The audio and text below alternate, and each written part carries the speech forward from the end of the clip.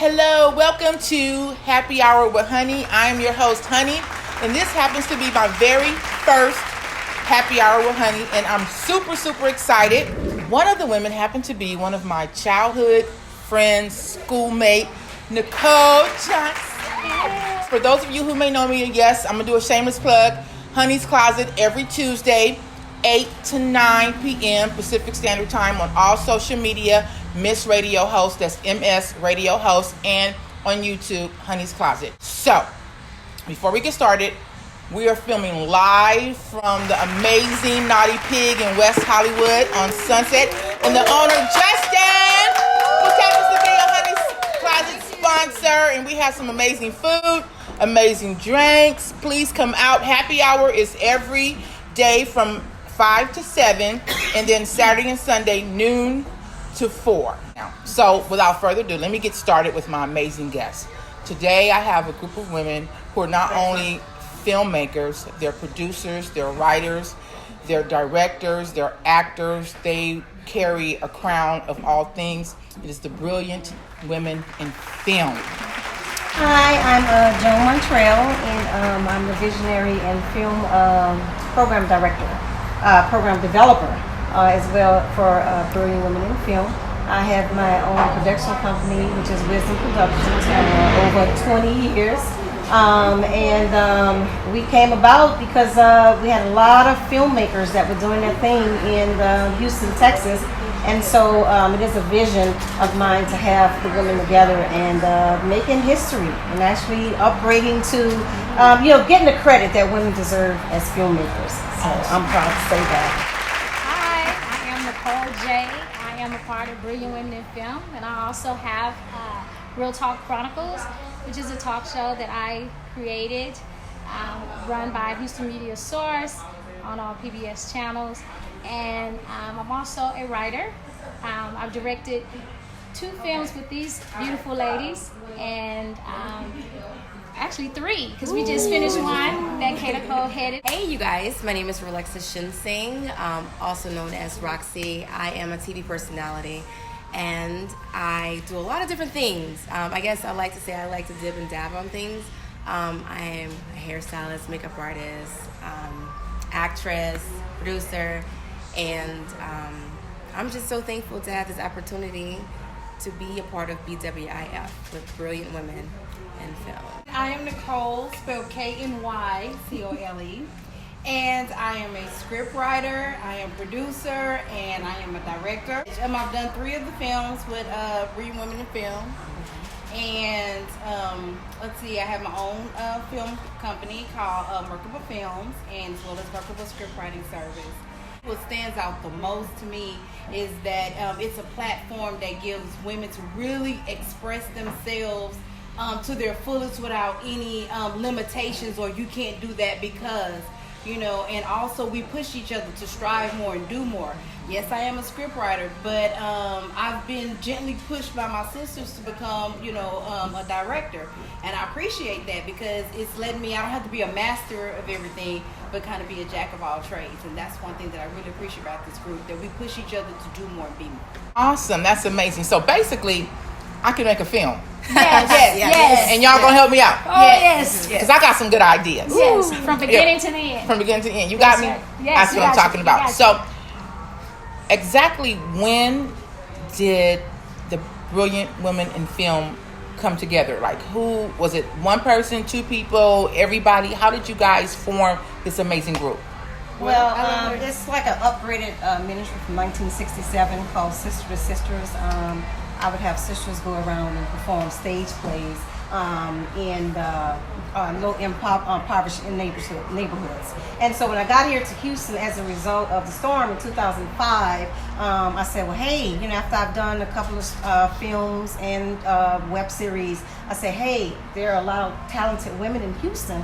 I said, let us get everyone together. So I reached out to a friend, which her name is Mimi Montgomery, and I said, hey, do you know of some writers?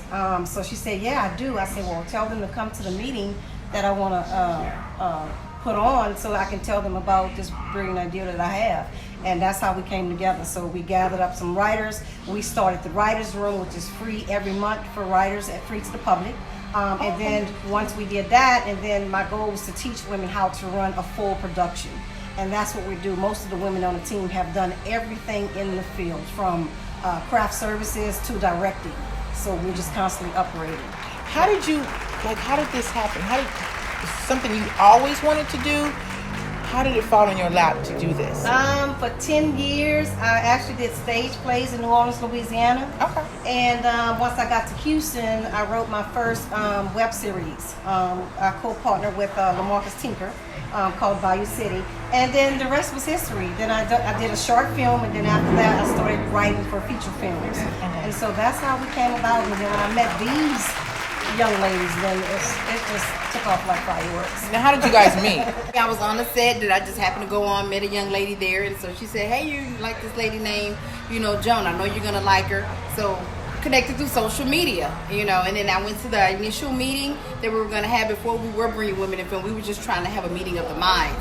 And then that's where I met Nicole J. So she's Nicole and I'm Nicole. So they immediately we were like, hey, and then I had just got back from LA. She's from LA. So again, it was like, hey. And then from there, it's just like we connected and we all had the same like mind of supporting each other, as women and, breaking all those, boundaries. Right.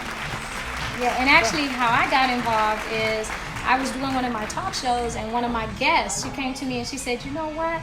There's this lady named John Matrell, and she's going to be putting together a group for a film company. And I said, really? And she said, yes, you should come.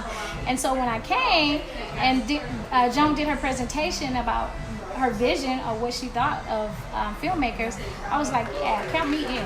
And then from there on, we've been rocking ever since. Yeah.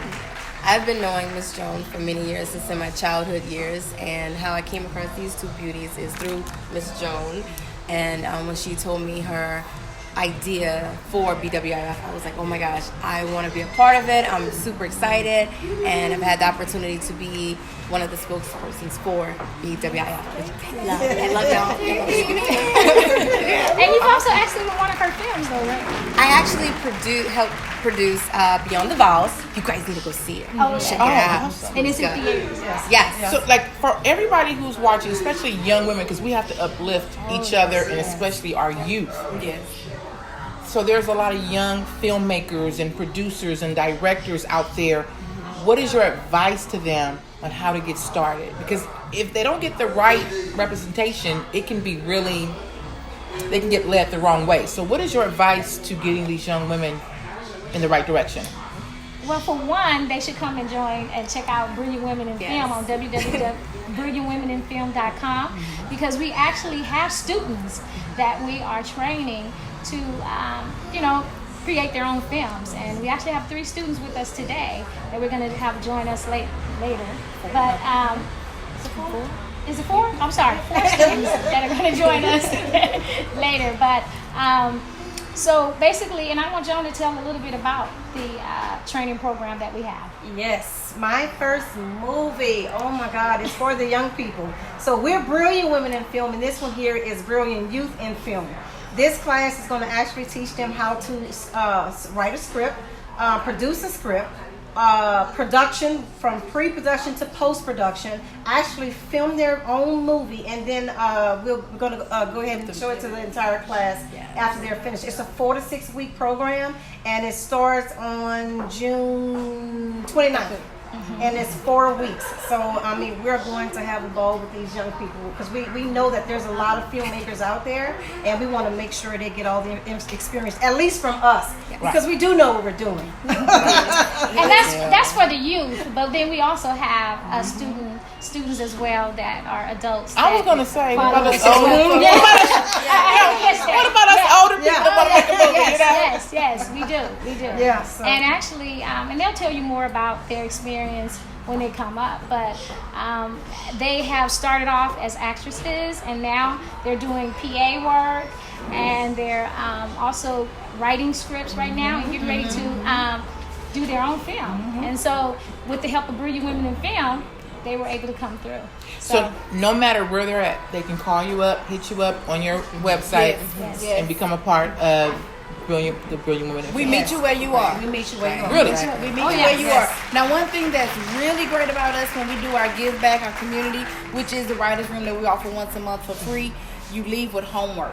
You always leave with homework. When you come back, you have to bring that homework because we want you to know you're serious about it and you have to do the work. So my advice to anybody who wants to be a filmmaker is just do the work. Even writing, it doesn't have to be organized. Just start writing it down. But you have to do the work.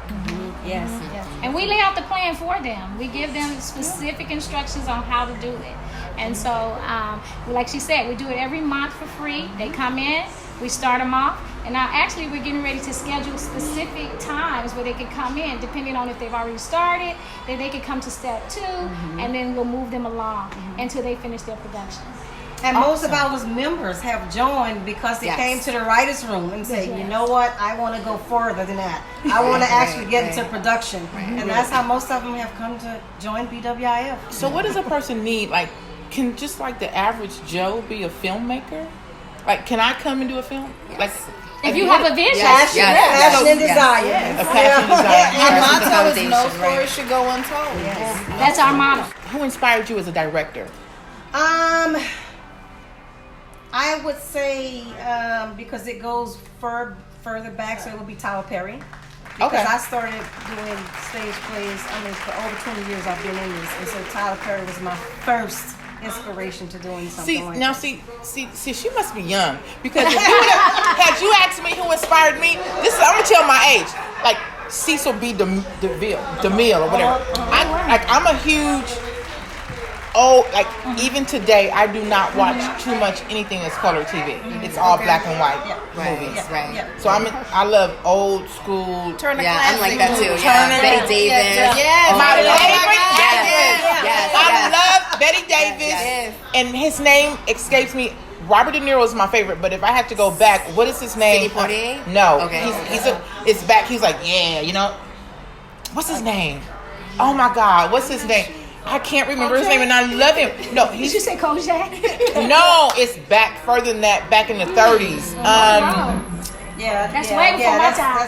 It'll come to me, but he's the one he was a gangster. He did the gangster movies, like, you know what I'm saying? See, yeah. Okay, see, when they what's used his to name? act like that. But when It'll I come sta- to me. Yeah, when I started, it was like 1997. So Okay. I only took what I had before me. Now, if you ask me that today, you got the Avas, you got a whole lot of individuals, Tasha Smith. You got people, women that you can say, you know what, they're normal, but they're directors. They started off acting, then they started writing, and now they're directors. But back then in 1997, that's just Tyler Perry. Okay, so who inspired you? Director, actress, or actor? Well, no, actually, writer. Writer. And it was Sean Garrett, may he rest in peace. Okay. And Sean Garrett used to write for Def Comedy Jam. He used to write for Comic View. And he also wrote for the Jamie Foxx Show and the D.L. Hughley Show. And he actually brought me in. So I was a writer ghostwriter with the Jamie Foxx Show as well as D.L. Hughley. And so that's why I started with Sean Garrett. And so he inspired me. He would encourage me to do it. He gave me great instructions on how, and we did great things together, and he's gone on now, but I'm carrying that torch for him. Right. Well, what definitely inspired me as an actress, ever since I was a little girl, I used to watch like black and white films. I'm not that old, but I mean, we're all young, I don't like to say old, but my mother, she would watch Turner, TMC, and I would see Shirley Temple and just a lot of different actors like Betty Davis. Whatever Happened to Baby Jane? That was still one of my favorite movies. Amazing, right? But I feel that those actors and actresses back then, like the essence, wasn't even acting. It was like, I just can't explain it. It was so real and passionate, and I want to and I love that on screen. So I mean, that's. And you know what? You remind me of a young Billie Holiday. Oh my God! What? You do. You give me that. Wow. That. And she's a real good actress. Oh my God! Yeah. That's so awesome. Real great. Okay. Inspiration. So for me, inspirations. Definitely Sidney Poitier. I love old movies. I get a lot of inspiration for what I write from the old movies because somebody's always crazy. Every time you look at it, somebody's always crazy. And as far as directing, it probably would be Penny Marshall. I think Yes, it the would lady. be, I think it would be Penny Marshall. And I think a film, as I'm thinking about the question, that really got me kind of like sparked the interest in one of my favorite movies, 9 to 5. I like the song, Okay. working 9 to 5. but I like What? that. But when you really look at the movie, it really shows about women in the workplace and the stresses that they go, those things. So that's like one of my favorite movies now. Okay, his name just popped in. Edward G. Robinson. Okay. Does anybody know who he is? Yes. Loved him. Loved him. So you already kicked into the movies. Favorite movie? I gotta go with Boys in the Hood. Okay. Just all time, just from beginning to end. It's just Boys in the Hood. Boys in And the- Menace to Society. Okay. I like those little hood movies. Okay, you like the hood. Okay. Oh, baby boy. I'm trying to get the better view of you. Okay. You know what? I'm gonna throw you guys really off. But y'all remember Claudine? Oh yeah. Because it was just real, and it really portrayed the family and them struggling, and so I just really love that movie. I mean, it had content, and it was just, the music was great, and so I love that. I always thought that should be a remake. You know how they remaking movies? Hey. That's something y'all need to go into the writers' room. Ding, But you know, that's I'm open for Claudine. I just wrote a movie, Closer to Home. It was based on Claudine.